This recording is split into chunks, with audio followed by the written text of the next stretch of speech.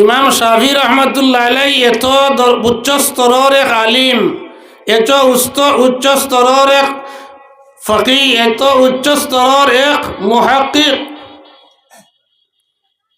কিন্তু তার একটা ঘটনা ইহয়াউল উলুমুদ্দিন কিতাবের মাঝে ইমাম গজ্জালি রহমতুল্লাহ আলাইহি আনেন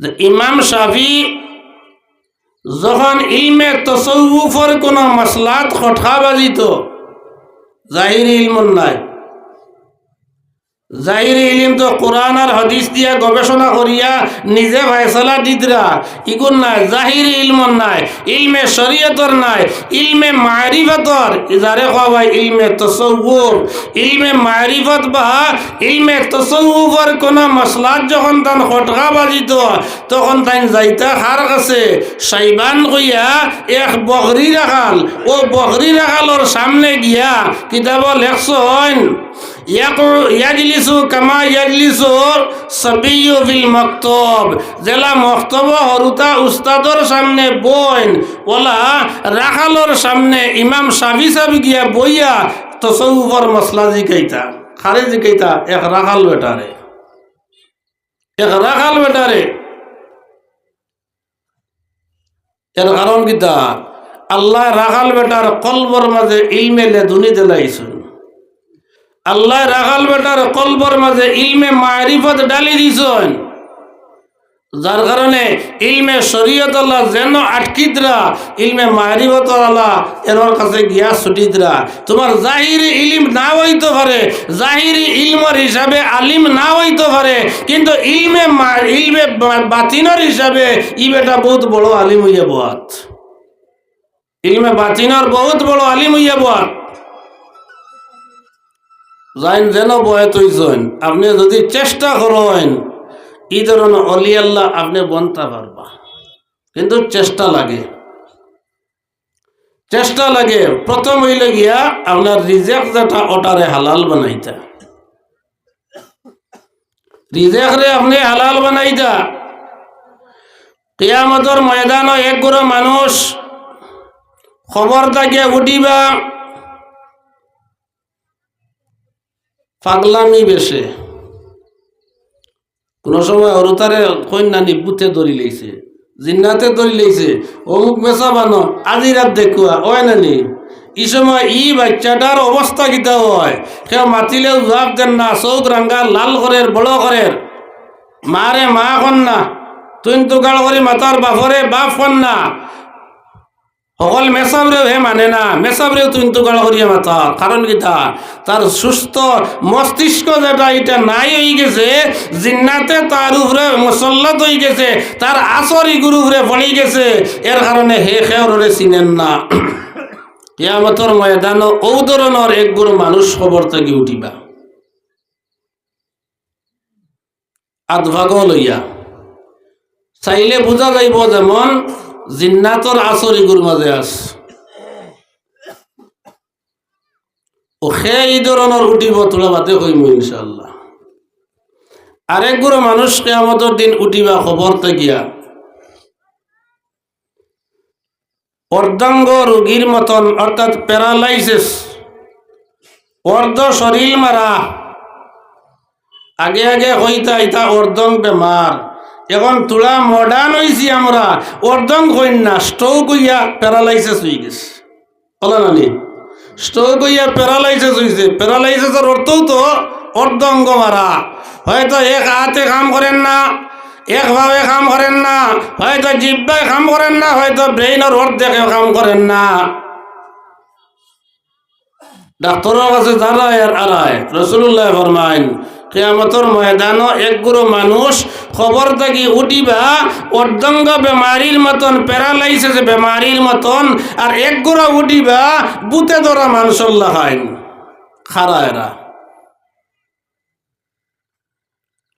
আপনার আমার খেয়াল আছে নি, বুতে ধরার লাগাইন উঠিতাম নি, মাতিবা বুতে ধরার লাগাইন উঠিতাম নি কিয়ামতের দিন, প্যারালাইসিস লাগাইন উঠিতাম নি কিয়ামতের দিন। আল্লাহ আমরারে নাজাত দেখুয়া, ফানা দেখুয়া। আল্লাহর কাছে কই যে হামেশা আল্লাহ আমরা জেলা সুস্থ মস্তিষ্ক লইয়া আসি, ওলা আল্লাহ হাসরের ময়দানও হাসর খান করাইও। সবাই কো আমিন। সংক্ষেপে মাতিব, বেশ বিস্তারিত মাতো যাইতাম নাই। পাগলন লাগাইন উঠিবা খারা।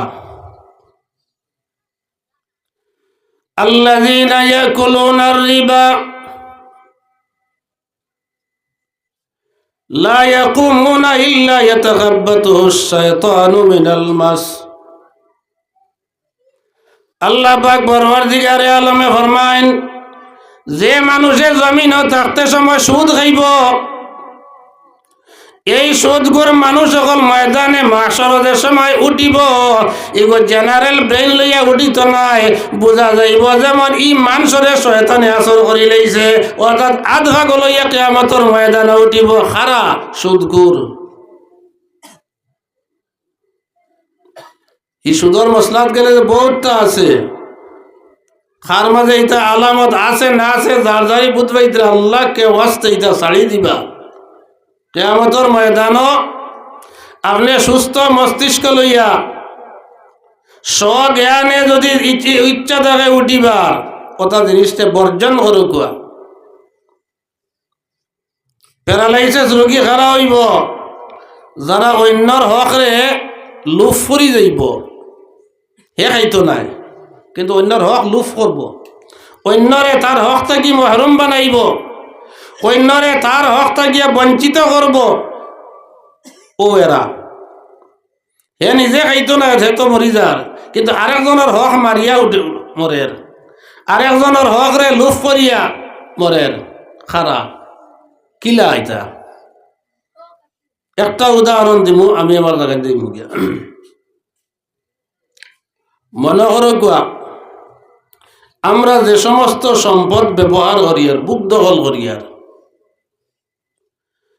আমরা সম্পত্তিরে বুক দখল করিয়া খাইয়ার, এই সম্পদটা আমি পাইলাম কেন? আমার আগে খাটাই নাসলো আমার বাপ, বাপর ঘরে মালিকানা ট্রান্সফার হইছে, আমি মালিক। বাপে পাইলা খানা বলে দাদার রাস্তা গিয়া, দাদা মারা যাওয়ার পরে দাদার মাল ট্রান্সফার বাপর কাছে, বাপ মারা যাওয়ার পরে বাপর মাল ট্রান্সফার আমি আওলাদর কাছে। এখন দেখা গেল এক ব্যক্তি মারা গেল, তার কোনো ছেলে সন্তান নাই, হয়তো এক মেয়ে আছে বা দুইজন মেয়ে বা তিনজন মেয়ে আছে, কিন্তু ছেলে সন্তান নাই। আপনার কাছে বাপর সম্পদ ট্রান্সফার হইয়া আইল, আপনি রুজি রোজগার করিয়া আরো কিছু সম্পদ যে জুড়িলায়, বাপর সম্পদের লগে আরো কিছু প্লাস হইল, এখন আপনি বহুত বিরাট সম্পত্তির মালিক বনি গেলায়, কিন্তু আপনার ছেলে নাই। আসেন খারা মেয়ে, হয়তো একজন বা দুইজন বা তিনজন বা চারজন মেয়ে আছেন, ছেলে নাই। সংক্ষেপে মশলারে ইয়াদ করবা, মৃত ব্যক্তির যদি ছেলে থাকে না, তাহলে সারা সম্পদ আবাকি মেয়ে আটকাইতে পারে না। ছেলে যদি থাকে না, বাকি সম্পদ মেয়েরা আটকাইতে পারতো নাই। মেয়েরা তারার অংশ বাদে বাকি খানা অন্য বাই চিত্রিব, তারার অংশ বাদে অন্য বাই যাইব বলে তারার অংশ কত খান বলে। একজন মেয়ে যদি হইয়া থাকে, বাবার অর্ধেক সম্পত্তি পাইব, যদি ছেলে তখন না অর্ধেক, যদি মেয়ে পাইলা রইছে কত খান অর্ধেক। এখন যে বেটা মারা গেছেন এনার তো ওয়াইফ আছেন, স্ত্রী আছেন, তাই নয় একটা অংশ পাইবা, 8 বাটর 1 বাট। মেয়ে যদি অর্ধেক পাইলাই 16 বাটর 8 বাট অর্ধেক, বিবিয়ে পাইলিবা 16 বাটর 2 বাট 2 বনি, 8 আর 2 10 গেল, রইল কত 6 বাট।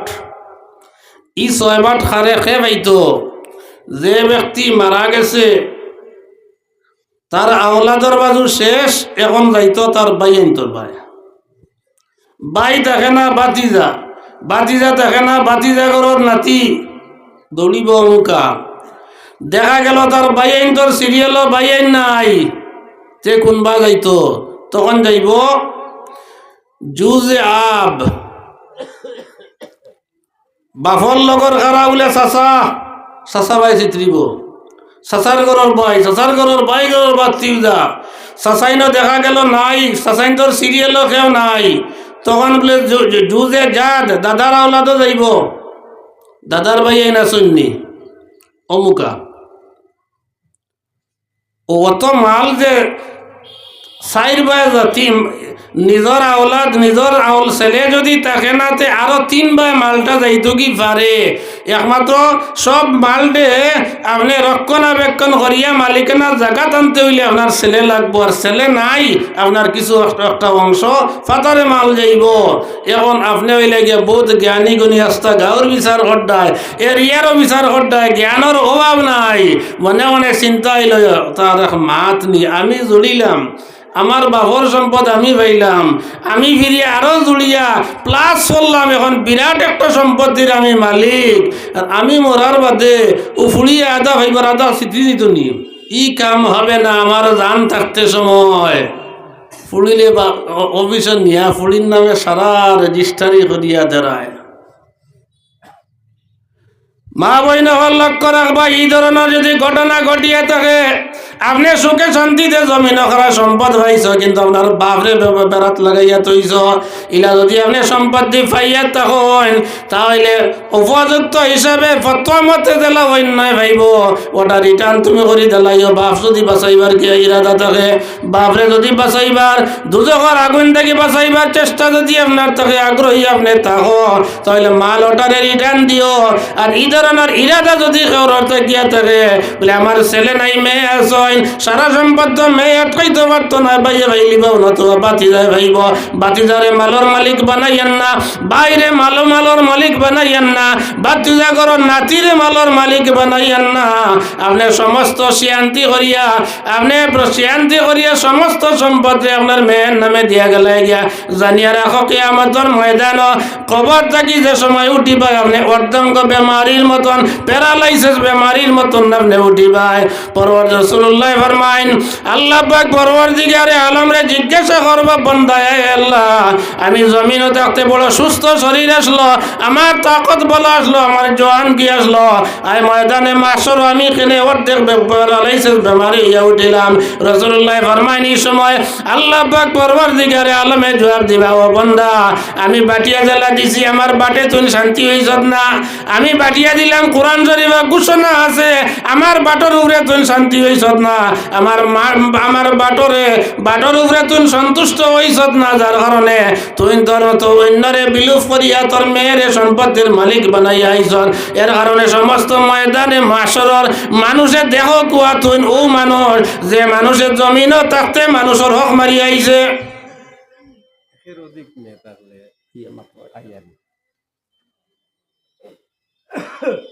আমার মাহাতিক নাই তোরে খারাপ পাইতে রানি ইয়াদ রাখবা, হেনর আবার জনজা হইছে না, আবার জনজা হইছে না। আচ্ছা এখন আই একের অধিক যদি মেয়ে তখন 2, 3, 4 এর অধিক হইলে মেয়ে সন্তানে 2/3 3 বাটর 2 বাট, 2 মেয়ে 3 বাটর 2 বাট হইবা, 3 মেয়ে 3 বাটর 2 বাট 3 জনে বাটিতা, 4 মেয়ে ও 3 বাটর 2 বাট 4 জনে বাটিতা, রইব 1/3 1/3 মাল রইব। 1/3 মাল জাইন মালর মালিক বনবা ও এরা পাইবা। এখন উদ্দেশ্য হইল অন্য ফাইলিব ই ডরে সারা ফুলিন তোরে দিয়া যাইবা না, ফুলিন তোরে আরামে খাইবা, সম্পদ পাইছেন তো বাপর বক্কা সম্পদ, আরামে খাইবা, খোয়াই দিন ই মাল রাখতে পারতা নাই, মালে মুফত আর দিলে বেরহম, বক্কা মাল আইলে এগুলো করে মায়া থাকে না। নিজে কর্ম করিয়া যদি জুড়ো তাহলে এর মায়া থাকে, যে কর্ম করিয়া সম্পত্তি জুড়ে হে যত সময় পর্যন্ত পারে ই সম্পত্তি হে তুলার যায় না। আর যাইন বক্কা মাল হইছো ওইন দেখবা টনটনি খালি বেচিত্রা বাপর জায়গা আর না দাদা থাকি পাইয়া বিরাট সম্পদ বাপ পাইয়া তোমার কাছে আইছে মসমস হইয়া জমিন বেচরায় আর গাড়ি এখানোর বাদে এখান লড়ায়। কারণ এটা তোমার পরিশ্রম নাই, এর কারণে এই সম্পদটার মায়াও তোমার টাইম নাই। ও আনা মায়ায় সম্পত্তি হরিয়ে যাইব। তো যাওক সব হল বুজুর্গ হল, এটা জিনিস আল্লাহ বাটিয়া দিছুন, বাটি কান তো আল্লাহ বাটিয়া দিলাইছেন। আর রসুল্লাহ 1450 বছর আগে ই ওয়াজি গান করিয়া তৈরছেন, কোরআন শরীফ লিপিবদ্ধ আছে আল্লাহর বাটিক নাই। এখন তুমি আল্লাহর বাটে অস্বীকার করডায় আবার করায় আমি ইমানদার, আমিও মাতিলাম বইলা নমাজ যারা পড়ে আর রোজা যারা ধরে আর আল্লাহর উপরে অটুট ইমান যারা রাখে, এখন আমার ইমান কত খান নিজে নিজে যাচাই করো কোয়া, নিজে নিজে এটার এক্সামিন পরীক্ষা করো কোয়া যে আমার অন্তর ইমান কত খান আছে। আল্লাহর মাত আমি মানিয়ার না, আল্লাহর মাত্রে অস্বীকার করিয়ার আমি কইয়ার হ্যাঁ সম্পত্তি আমি বানাইছি আর আল্লাহ বাটিয়া দিতানি, ও তার মাত নেই। আমার সম্পদ আমি যারে মনে হয় দেই না। কিছু জায়গাতে আছে ওসিয়ত করিয়াও যায় না, মাত আইচেতে আরো 2-3টা মাত ও প্রসঙ্গ মাতিলে মানুষ মারা যাওয়ার পরে তার যে সম্পদ যেটা আছে এই সম্পদটা 4টা স্তরে খরচ হয়। কয়টা স্তরে খরচ হয় হয়ে যায়? 4টা। 1 নম্বর তাজহিজ তাকফিন, তার খাফন দফন। ওর খাফন দফন দেখা গেল কেশ কোনো পয়সা করলে নাই, ঋণ করিয়া খাফন দফন আনিয়া মরা মাটি দিলায়, ও খাফন দফনের খাতরজ্ঞ তার মাল থাকি কাটিত গেল 1। 2 নম্বর হইল ঋণ, সমস্ত সম্পদ দিয়া যদি ঋণ মরি যায় তো সারা সম্পদ ঋণও যাইব গিয়া, উত্তরাধিকারী একজনও হইতা নাই।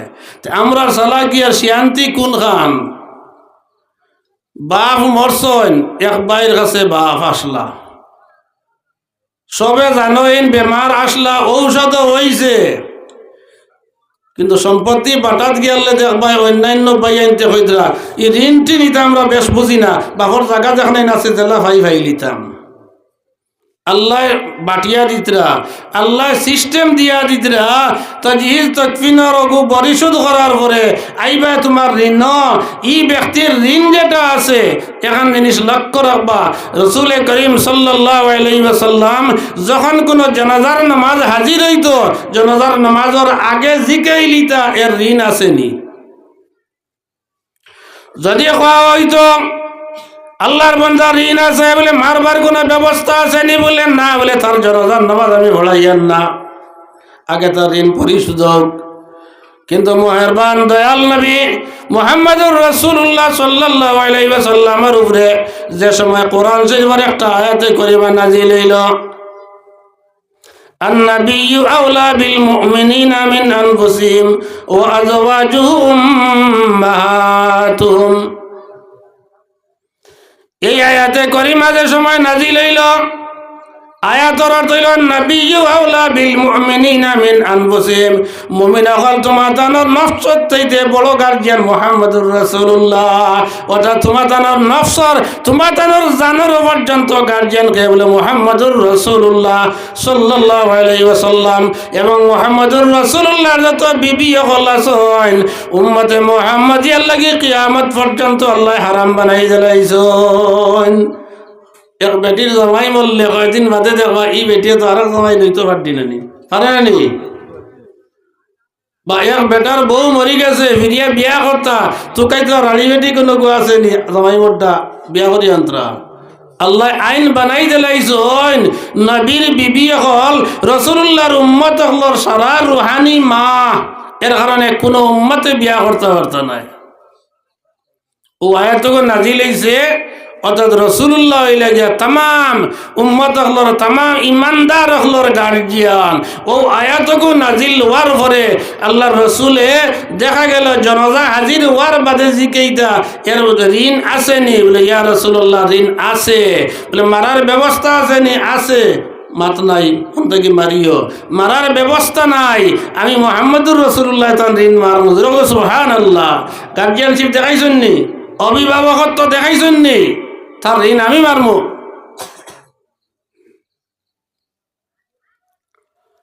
ঋণ পরিশোধের বাদে যদি মইয়িতর মাল বাসে থাকে তখন আইব উত্তরাধিকারী হল খারা আসেন যে মরছে তার মা বাপ আসেননি মা আসেননি ফুয়া আসেনি ফুড়ি আসেনি বউ আসেনি ফুয়াও আছে ফুড়িও আছে বউ আছে মাও আসেন বাপও আসেন সবে মাল ভাইবা বাপেও ভাইবা মায়েও ভাইবা খালি ফুয়া ফুড়ি নাই বাপেও ভাইবা মায়েও ভাইবা বাপ থাকেন না যদি দাদা থাকি যায় দাদাই ভাইলিবা দাদা থাকেন না ফৈর দাদা যদি থাকেন ফৈর দাদাই ভাইলিবা একটা কি এক তল উপর ওলা তলে দি গিয়া নাতি ফতি পর্যন্ত ভাইবা এটা যাও কি মাত্র যাইয়ান না 3 নম্বর হইল ওসিয়ত ই মইতে কোনো ওসিয়ত খসলানি ওসিয়ত মতলব কিতা ফুয়াইন্তরে জমাইয়া কইলা বাবা ও আমার সম্পদ আল্লাহ দিছেন দেবা বেজান আছে অন্তে গিয়া 1 কাঠা জমিন আর নাই 2 কাঠা আর নাই 500টা আর নাই 8 বিঘা জমিন ও আমার গাঁর মসজিদ খানো দিলাইও আর নাই মাদ্রাসা খানো দিলাইও আর নাই ও ফতুরো আমার বাতি যাগো কিচ্ছু নাই ওগুতারে দিলাইও ও ওসিয়ত তখন আইলো দেখা গেল ওসিয়ত যেটা করলা ওসিয়তর একটা সীমা আছে সীমার ভিতরে গেছেন নিনা বারে গেছেন গিয়া 1 নম্বর হইল লা ওসিয়াতা লিল ওয়ারিসি কোন উত্তরাধিকারী যে অটোমেটিক মালর মালিক বনি যাইব তার ক্ষেত্রে কোনো ওসিয়ত যদি মইয়েতে করিয়া তখন এটা গ্রহণযোগ্য নাই ওয়াইন জমাইয়া হইলে হরুয়ার লগে মায়া বেশ আজকে আর ফাজিল দিলাইও এটা গ্রহণ হইতো নাই কারণ হে অটোমেটিক পাওনি যে অটোমেটিক পাওনি আছে তার ক্ষেত্রে ওসিয়ত গ্রহণযোগ্য নাই যে পাওনিদার নাই ও তার ক্ষেত্রে গ্রহণযোগ্য হইব তবে সীমা হইল আল ওয়াসিয়াতু লিসসুলুস 1/3 ভিতরে হইতো 3/1 1/2 ভিতরে সারা সম্পত্তি ওসিয়ত করিয়া গেলে এলাও নাই 3/1 1/2 ভিতরে থাকতো যে ওয়ারিস নাই তার ক্ষেত্রে মনে করো গো আপনি একটা ছেলে ফালিছুন বা মেয়ে ফালিছুন আসেন না নিলা পুষ্যপুত্র আছেন তো ছেলে ফালিছুন আর নাই মেয়ে একটা ফালিছুন আমার সম্পদ তো ই ফালা হুয়া মালিক হইতো নাই আমার সম্পত্তির মাঝে ফালা মেয়ে যেটা আমার আছে ইগু মালিক হইতো নাই আমার আওলাদ যে জমাইয়া হইলাম ইগুন মালিক হইতা নাই ওগুরে জায়গায় এক কেয়ার দিলাম আমি আওলাদর কর্তব্য হইল বাবর ওসিয়ত রাখতায় ইলা কোনো দেখা যায় গিয়া ই ধরনের কুচ্ছু হইলে বাকি আওলাদে মানেন না ওটার মাতনি আমরা দম কিন্তু কর্তব্য হইল আওলাদর যেহেতু সম্পত্তি তোমার নাই তোমার কাছে ট্রান্সফার তো বাপর কাছে গিয়া যে বাপর সম্পত্তি ও বাপে ওসিয়ত করিয়া যাইতরা তোমার কর্তব্য হইল তান ওসিয়তে পালন করিয়া তোমার ভালা বাই যেগু আছে ও তারে বাপর কথা মতো হলেন দিতায় ওসিয়ত বাদে ঋণ মারি লইলায় ওসিয়ত আদায় করি লইলায় ও এর পরে যে সম্পত্তি যেখানে রইব ও ওখানে নইল সারায় বাটিয়া যতজন ফাউনিদার আসেন সারায় বাটিয়া নিবা আর এখন লক্ষ্য রাখবা বিবির মহারানা যেগুন ইগুন ঋণ মাঝে সামিল বিবির মহারানা যেটা অনাদায় রইয়া গেল খাবিনর লেখা আছে 50,000 মর দি বিয়া করছ 25,000 দিসলাই 25,000 বাকি রয়েছে এটা দিছ না আমরা কিছু জায়গা দেখি একটা মানুষের আওয়াজ বানাই লিছেন জামাই মরার বাদে খরার লিয়ে বাড়ি থেকে বারোইতা আর বউরে ডাক দিয়ে আনি হয়তো আও চাইগো মরর তোমার দাবি আছে নি ও বিপদী সময় দাবি ছাড়া আনিনি এটা আমার জানি না জানি ও বিপদী সময় দাবি ছাড়াই যায়নি ই সারা জীবন তুমি কেন আসলাই আই জামাইর লাশ উঠান থেকে লইয়া মানুষে ৪০ কদম দিয়া কবরিস্তানে লইয়া যাইতরা ও এখন তোমার দাবি ওখান ছাড়াইবার সময় নি। বিবির মোহরানা আছে, বিবির মোহরানা পাইতো কিলা পাইতো যে সময় সম্পত্তি বাটা আরম্ভ হইব অকল হইলেও তৈল ঋণ বাজু আটাইতে নানি ও ঋণর ভিতরে বিবির মোহরানা। বিবির মহারানা যখন ঋণ নিয়ে দিলাইলাম ই বেটিয়ে পাইতা নানি মশলা আরেও জানি রাখো কোয়া 40 কদমের সুরত গুতুলা জানে বাবা লাগবে আমরা এই রেওয়াজটা নাই তাইয়ার আরম্ভ হইতে বহুত ফায়দা আমাদের আগে ঋণর মাতো আইলাম বইসন বয়টক সম্পত্তি বাটা হইতো এক ফুয়াই উঠিয়া হইল আমার বাপর কাছে আমি 20,000 পাইতাম। ও মশলা জানি রাখিও আওলাদর বাপর ঋণ যদি আওলাদর উপরে তাকিয়া থাকে এটা ঋণ গণ্য নাই কেনে বিবির মহারানা ঋণ গণ্য হইল আওলাদরিকো ঋণ গণ্য নাই তার কারণ কিতা বলে আওলাদর দায়িত্ব হইল তো মা বাপরে ফালা তুমি যেটা দিছো তোমার দায়িত্বর উপরে যাইব তোমার ঋণ নাই।